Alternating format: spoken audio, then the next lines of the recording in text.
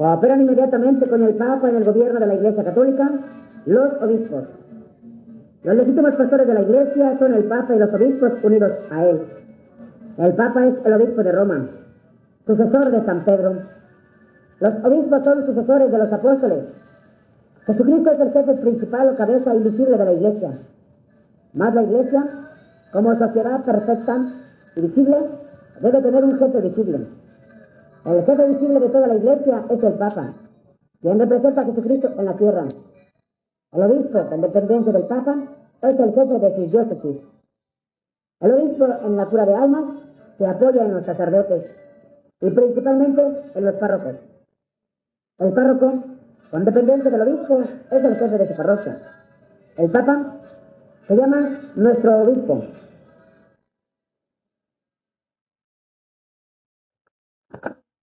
$263 papas ha tenido la Iglesia hasta este siglo, hasta este año, excepto la desviación que hubo en el Concilio Vaticano II, en el cual desviaron la liturgia y desviaron desconociendo la doctrina tradicional de la Iglesia del Concilio de Trento, atropellado por el cambio de innovaciones, convirtiéndose en la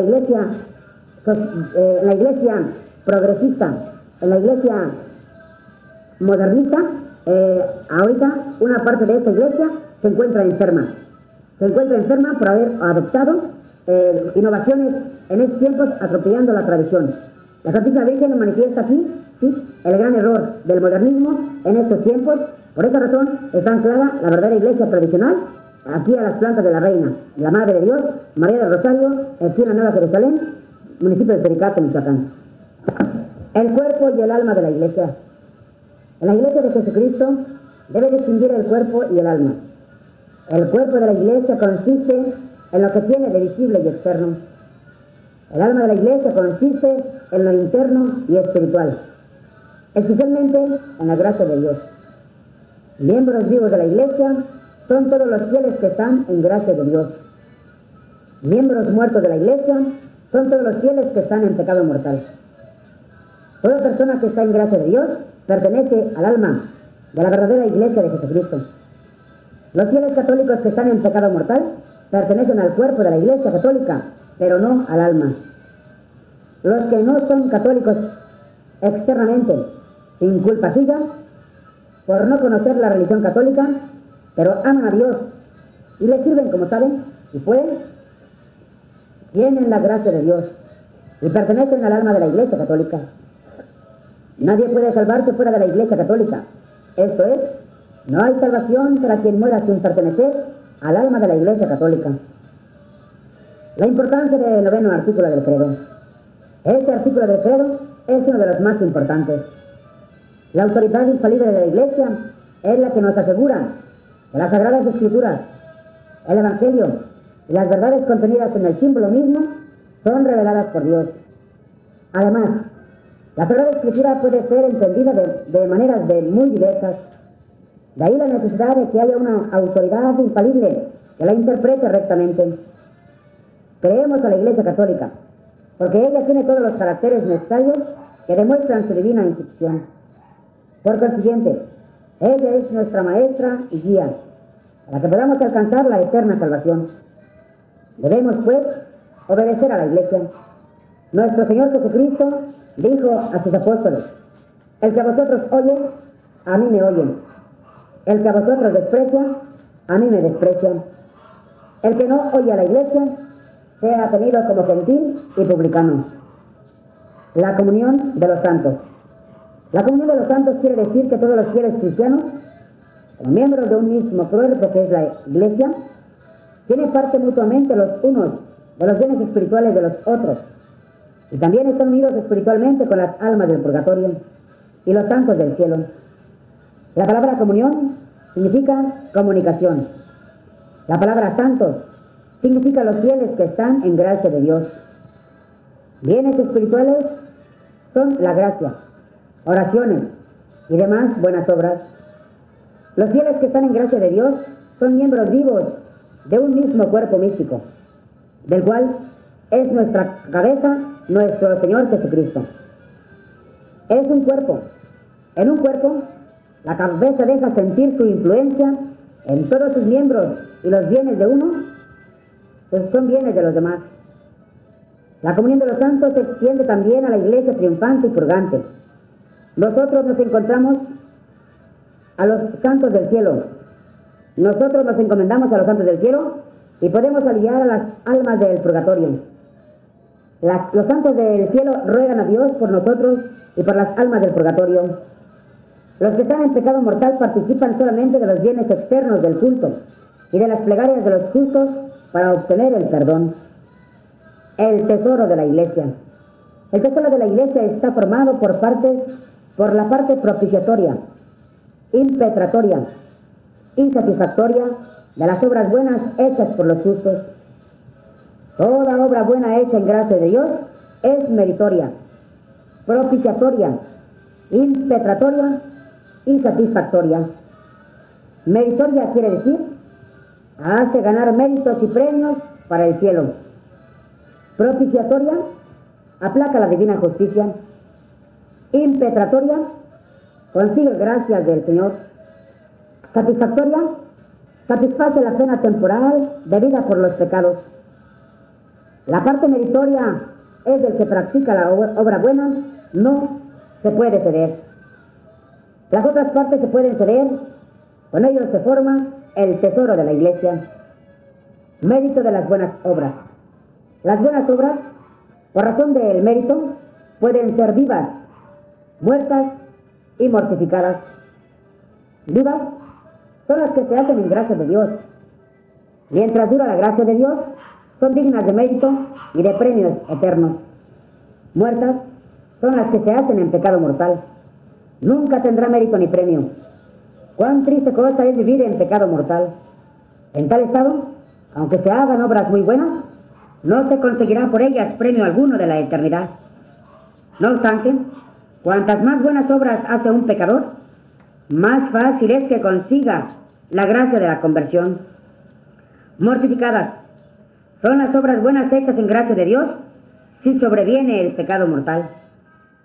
Mientras dura el pecado mortal, son como muertas, pero si se recobra la gracia de Dios, son de nuevo vivas. Para que las obras buenas sean meritorias, deben hacerse con la recta intención de agradar a Dios. Las obras buenas no tienen todo el mismo mérito, sino que unas son mucho más meritorias que otras.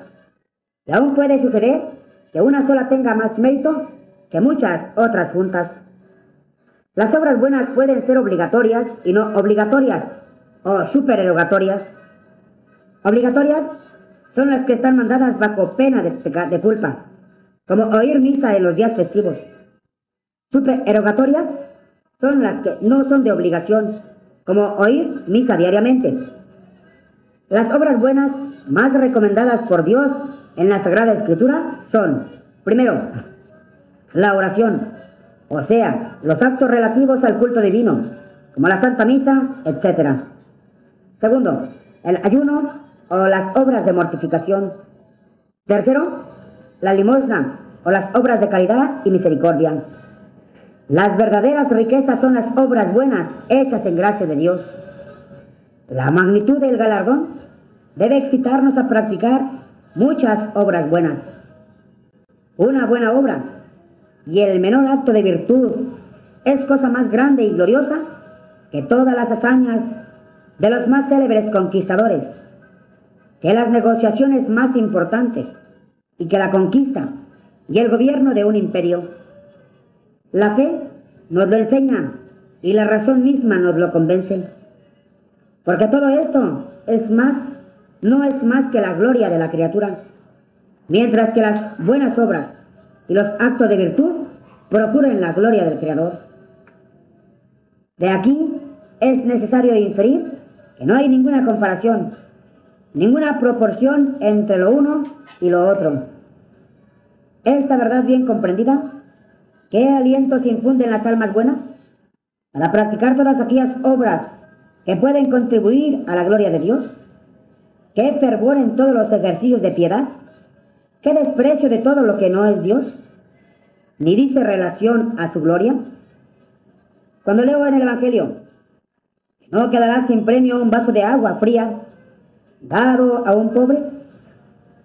Digo para mí, pues ¿qué será de otras infinitas buenas obras de más importancia, que me son fáciles, si las hago por Dios, el cual me promete en recompensa un bien infinito por una eternidad? Peso despacio estas tres cosas: un bien infinito, una eternidad y una acción de un instante. ¿Qué tan fácil me es? Y quedo sorprendido al ver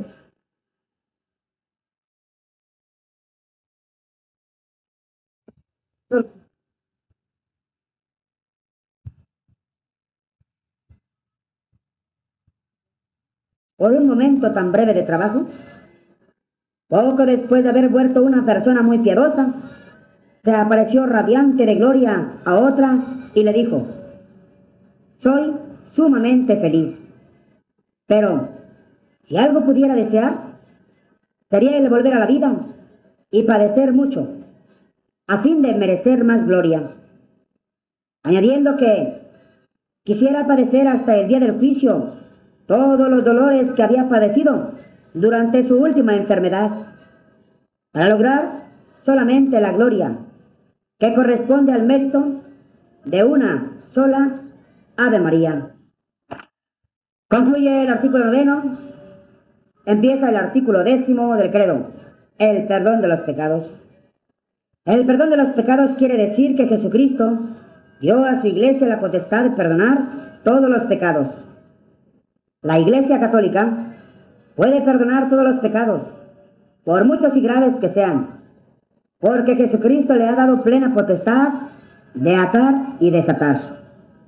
Jesucristo, así habló el jefe de la Iglesia: lo que desatares en la tierra será desatado en los cielos. Mateo 16, 19. Y a los apóstoles: todo lo que desatares sobre la tierra quedará desatado en el cielo. Mateo 17, 18. La Iglesia puede perdonar siempre, con tal que sea sincero el dolor de la culpa cometida. En la Iglesia ejercitan esta potestad de perdonar los pecados el Papa, los obispos y los sacerdotes. El bautismo y la penitencia son los sacramentos instituidos para el perdón de los pecados. El pecado. ¿Qué es el pecado? El pecado es una falta voluntaria contra la ley de Dios. El pecado es de dos clases: original y actual. Pecado actual es el que nosotros mismos cometemos, llegados al uso de la razón, y puede ser mortal y venial. Pecado original es aquel con quien todos nacemos, heredado de nuestros primeros padres, Adán y Eva. Se borra con el santo bautismo.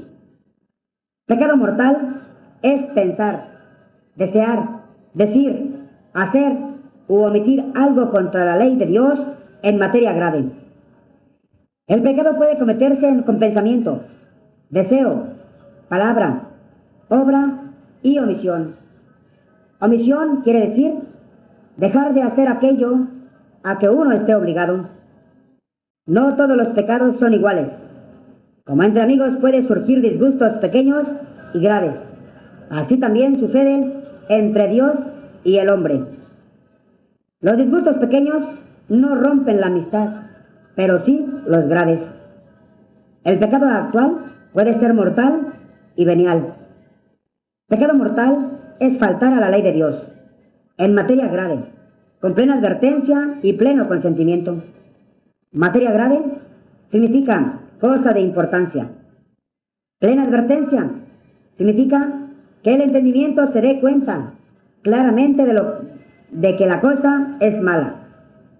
No peca por falta de advertencia quien come carne en día prohibido, porque no sabe o no se acuerda que es día de abstinencia. Pleno consentimiento significa que la voluntad sea del todo libre.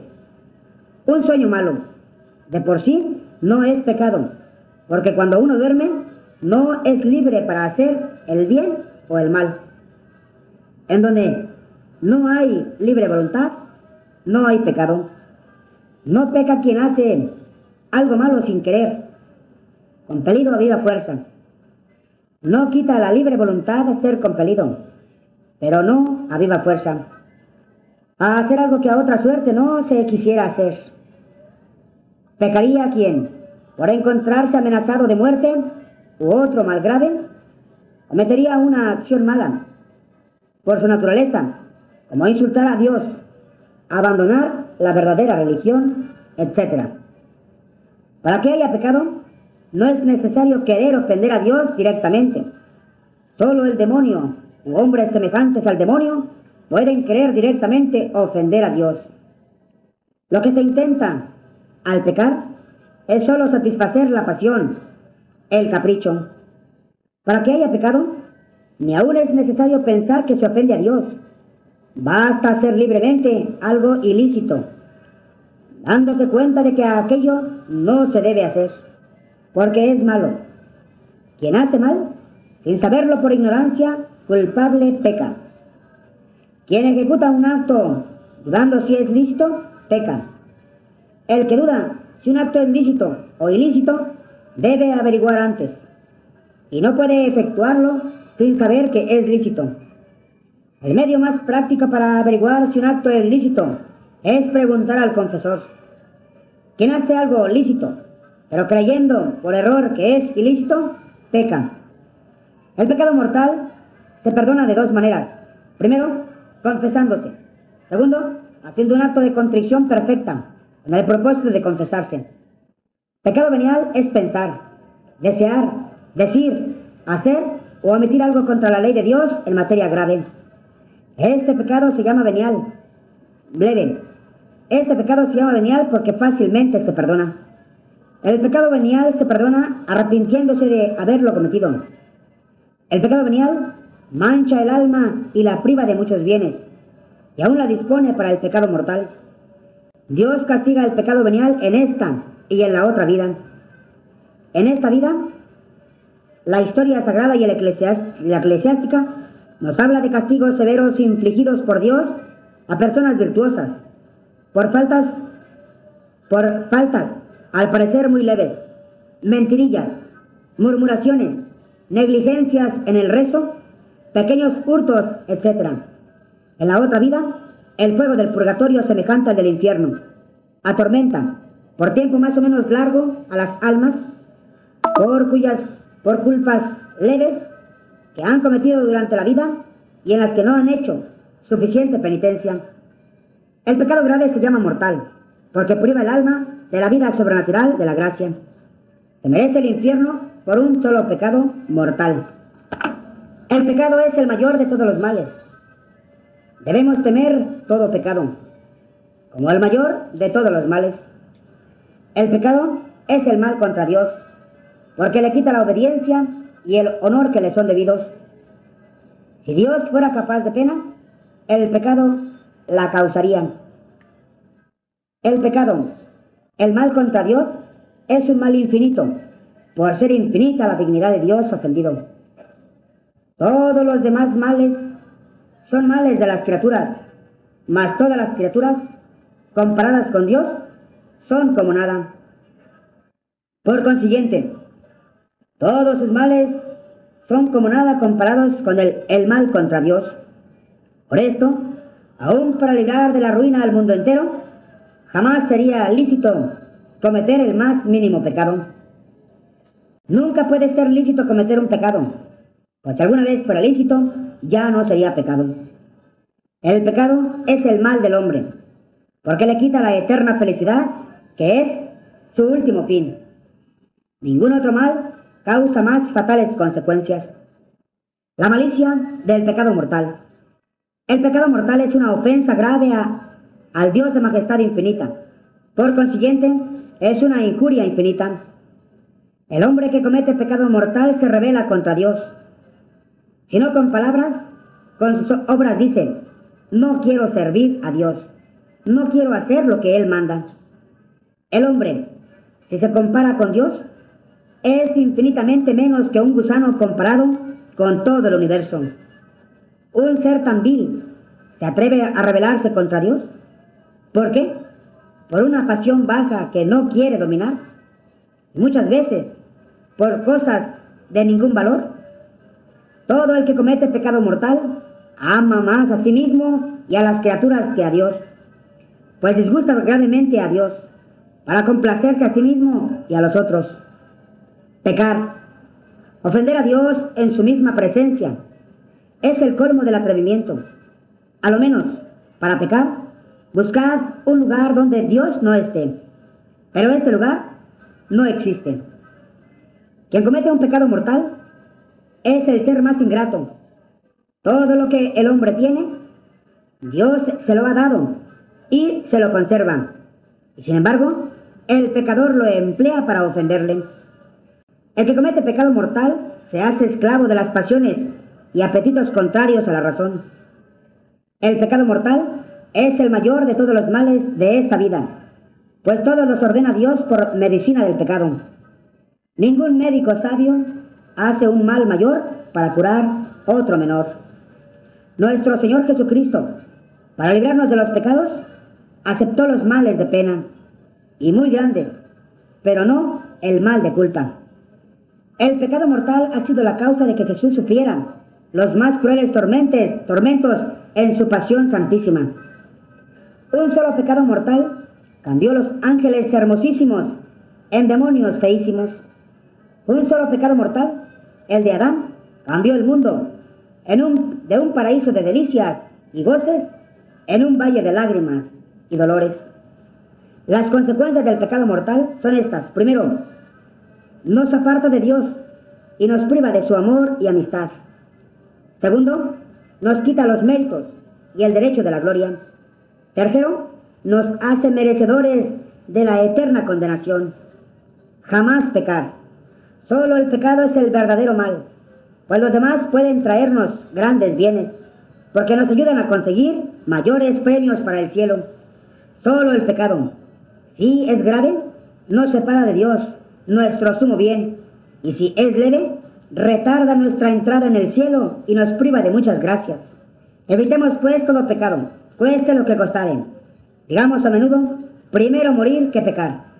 Si por cada vez que el hombre cometiera un pecado tuviera que pagar una gran multa o recibir un gran castigo corporal, ¿no es verdad que todos tendrían un cuidado sumo de no cometer pecados? Con mayor razón, debemos abstenernos de todo pecado por no ofender a Dios, por no perder el cielo, por no merecer los castigos temporales y eternos. Medios para evitar el pecado. Primero, en las tentaciones, acudir a Dios y a la Santísima Virgen con fervorosas oraciones jaculatorias, pensando que Dios está presente en todo lugar.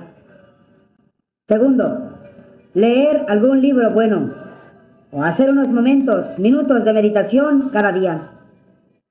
Tercero, acordarse a menudo de la muerte, del juicio, del infierno y la gloria. Cuarto, cada noche, al acostarse, hacer examen de conciencia y pedir a Dios perdón por todas las faltas cometidas durante el día. 5. Frecuentar los santos sacramentos. Pueden hacerse obras buenas en estado de pecado mortal, pero sin mérito para la vida eterna. Artículo 11. La resurrección de la carne. La resurrección de la carne quiere decir que al fin del mundo resucitaremos todos, volviendo a tomar cada alma el cuerpo que tuvo en esta vida. No serán todos iguales los cuerpos de los resucitados. Los cuerpos de los malos aparecerán horrorosos y cubiertos de ignominia, mientras que los cuerpos de los buenos estarán revestidos de gloria y de majestad. Artículo 12º, último del credo. La vida perdurable. La vida perdurable significa la vida eterna, que habrá después del juicio final, o eternamente feliz en el cielo, o eternamente infeliz en el infierno. Nuestra alma jamás morirá. Ha tenido principio, pero no tendrá fin. Mientras exista Dios, existirá nuestra alma. Dentro de 1000 millones de años y de siglos, nuestra alma existirá y estará en el cielo o en el infierno, según como nos hayamos portado en el brevísimo tiempo de esta vida. Locura grande es cometer el pecado por cosas que han de pasar tan pronto. Perder un cielo eterno, merecer un infierno eterno. Amén. Al final del credo significa así es, así lo creo. Además del credo y sus artículos, debe el cristiano creer todo lo que está en la Sagrada Escritura y cuanto Dios tiene revelado a su iglesia. Dijimos al principio que el credo es un compendio de nuestra fe, que en él no se contenía explícitamente todas las verdades religiosas, porque son muchas, pero sí implícitamente, es decir, encerradas o continuadas dentro de algún artículo del credo. Al decir, creo en Jesucristo, su único Hijo, etc., implícitamente decimos, creo todo lo que Él ha revelado. Creo que todo lo que Él ha dicho, el Santo Evangelio, es verdad. Al decir, creo en el Espíritu Santo, entendemos decir, creo todo lo que el Espíritu Santo, que es Dios infalible como el Padre y el Hijo, ha revelado a los hombres y en el Antiguo y en el Nuevo Testamento. Pues como dice el símbolo niceno, el Espíritu Santo habló por boca de los profetas. Al decir, creo en la Santa Iglesia Católica, entendemos decir todo lo que la Iglesia, depositaria de la fe, me enseña en nombre de Dios. La revelación hecha por Dios a los hombres está contenida en la Sagrada Escritura, la Biblia, y en la divina tradición. De ellos damos una breve explicación. La Biblia y la tradición divina. Todas las verdades de la religión cristiana están contenidas en la Biblia y en la tradición divina. La Biblia, o Sagrada Escritura, es la palabra de Dios escrita. Los libros de la Biblia son 72. El Espíritu Santo inspiró a los hombres que la escribiesen. La Biblia se divide en Antiguo y Nuevo Testamento. El Antiguo Testamento comprende 45 libros, escritos antes de la venida de nuestro Señor Jesucristo. El Nuevo Testamento comprende 27 libros, escritos después de la venida de nuestro Señor Jesucristo. Tradición divina es la palabra de Dios no escrita en la Biblia. La religión primitiva pasó de padres a hijos por la tradición divina. La Sagrada Escritura no dice qué libros han sido inspirados por Dios. Sabemos cuáles son estos solo por la tradición divina. Por esta razón es tan importante la tradición divina como la misma Sagrada Escritura. Jesucristo no escribió libro alguno, ni mandó a los apóstoles escribir, sino predicar el Evangelio a toda criatura, y así lo practicaron. Los Evangelios y demás libros del Nuevo Testamento fueron escritos algunos años después que Jesucristo subió a los cielos, cuando los apóstoles habían ya predicado el Evangelio en muchas partes. La depositaria de la tradición divina es la Iglesia de Jesucristo. La tradición divina y la autoridad de la Iglesia son necesarias para saber qué libros forman la Sagrada Escritura y cómo se deben interpretar. Solo se puede leer las Biblias aprobadas por la Santa Iglesia, las cuales van acompañadas de las correspondientes notas aclaratorias del texto, y son la Vulgata Latina por el venerable Don Félix Torres Amat. Después de la explicación de las verdades de la fe, daremos una explicación de lo que es la maledicencia. Maledicencia es decir, mal del prójimo, una injusta mancha con que se afea y oscurece la fama del prójimo. Más claro, una injusta conversación o expresión que perjudica la fama del prójimo. Hay murmuración contra la caridad y contra justicia. Cuando se dice del prójimo un delito que es público, o a lo menos salido de la persona o personas a quienes se dice, no se falta a la justicia, porque no se quita la fama, pero se falta a la caridad, porque se habla mal del prójimo.